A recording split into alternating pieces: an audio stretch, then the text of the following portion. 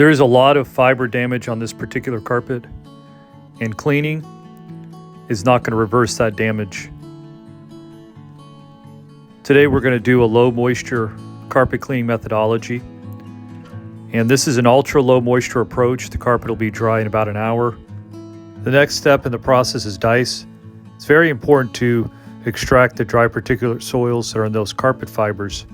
Then we're going to perform WC, water soluble soil extraction. We achieve this by using our 360 Rotoset extractor that extracts the water soluble soil that's in those carpet fibers. Now, we don't claim, nor do we guarantee that we remove all the dry and soluble soil that's in those carpet fibers, as well as the water soluble soil that's in those carpet fibers. No method can, but we can give the client peace of mind. We can remove and extract a good amount of those soils that are in your carpet fibers and make the carpet a cleaner, safer carpet for you, your family, and your pets. There isn't any hoses brought into your home. There isn't any loud machines outside. The doors are closed and the premises is secured.